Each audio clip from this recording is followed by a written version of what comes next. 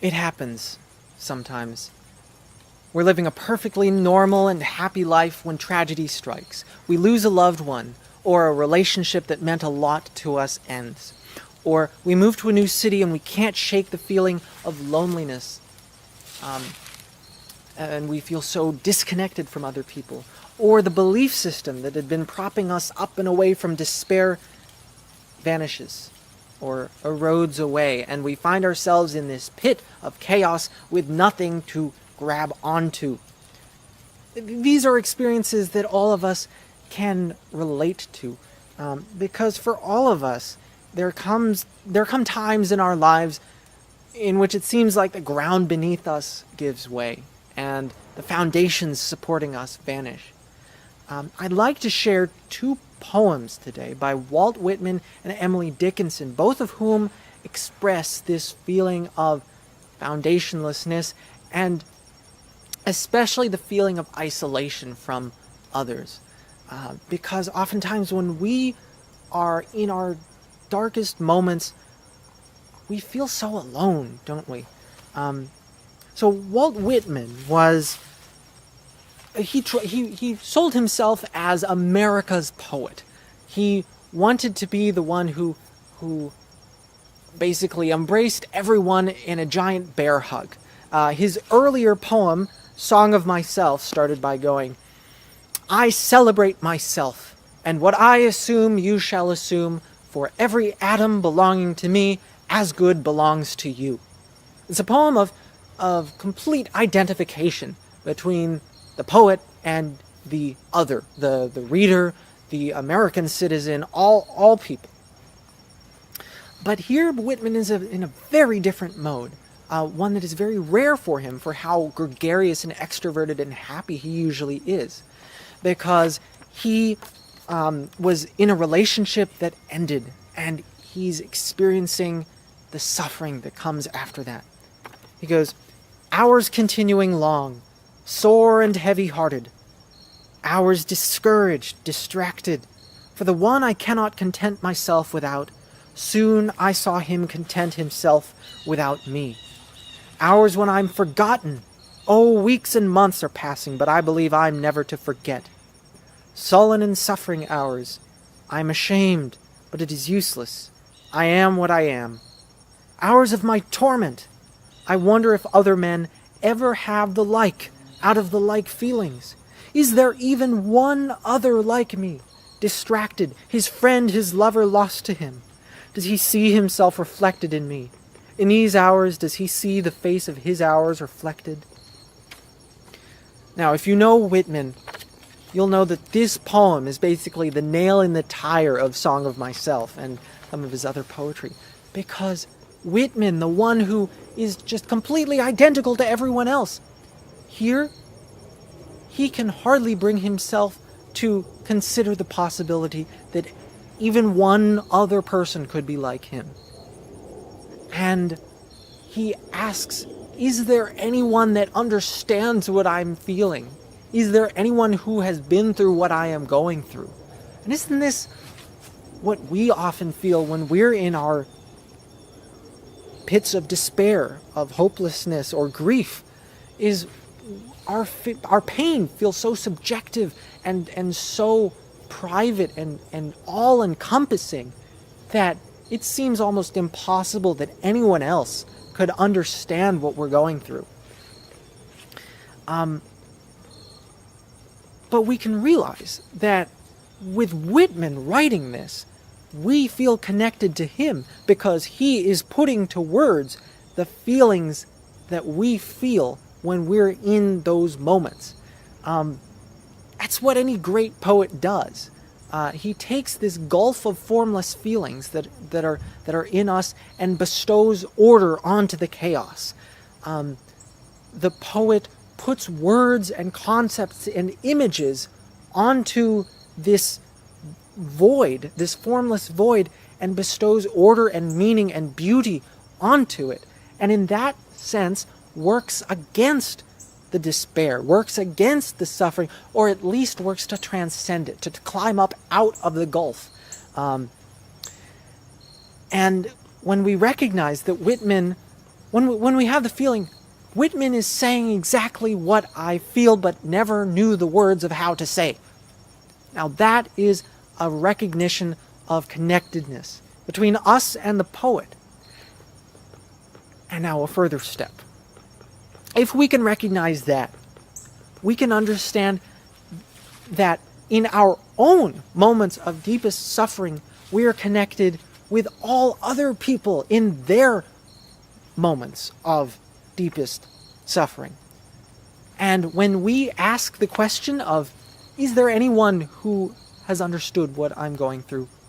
In that question of the most loneliness, that's exactly the moment at which we're the most connected with all other people, because suffering is what we all share. It's a common experience. It's the substratum of life in a lot of ways, and that does not need to be a pessimistic insight. Instead, it could be a source of connectedness and even a source of joy. Now, here's Emily Dickinson.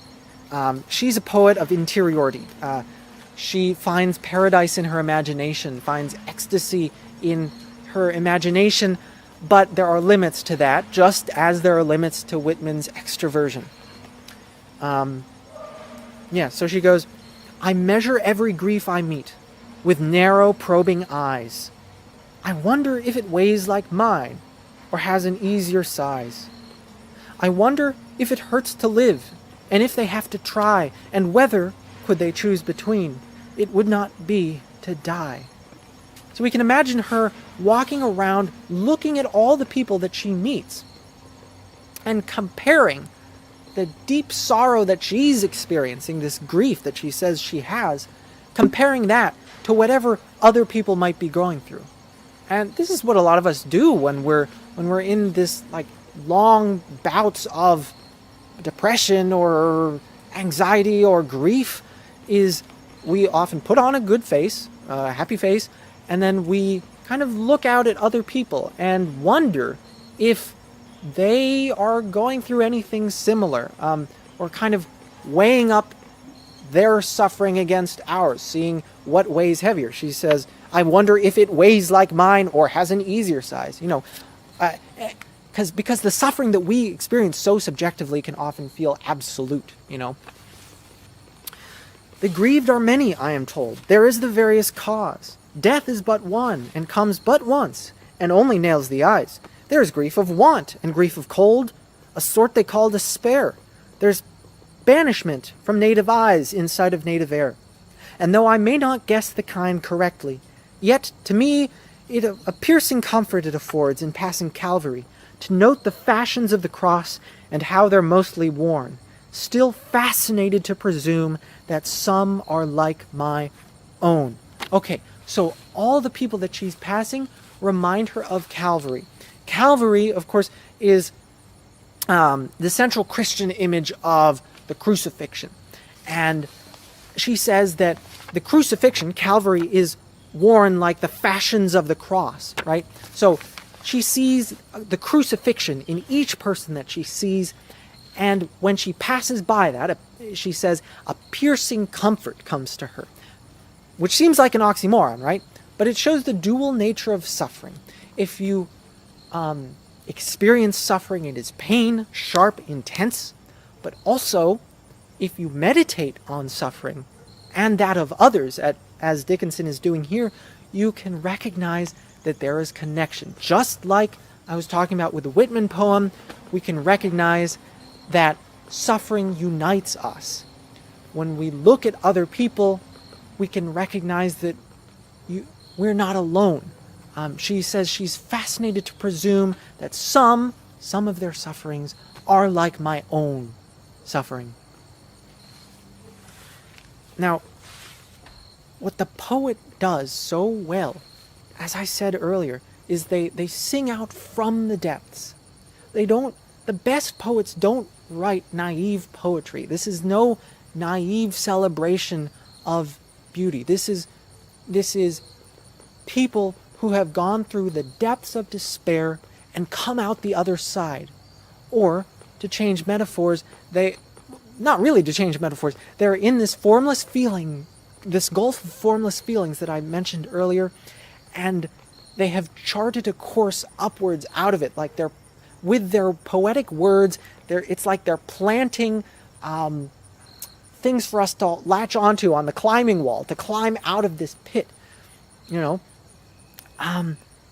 And that's what any good poet does. And their poetry is a source of beauty that is, so to speak, a post-tragic beauty, or a post-tragic joy. It's not naive, like I said. It's like they've gone through the wilderness and come out the other side. Okay, the best encapsulation of what I'm trying to say is actually in music, a certain genre of music. And the reason I bring up music is because, at least in the ancient Greek sense, poetry and music were one and the same. The poet was a singer, the singer sang poetry. And I think the best encapsulation of what I'm trying to get across is in what W.E.B. Du Bois calls the sorrow songs. When you have these slaves sitting around a campfire, singing out their hearts about their sorrows and their hope for a better life.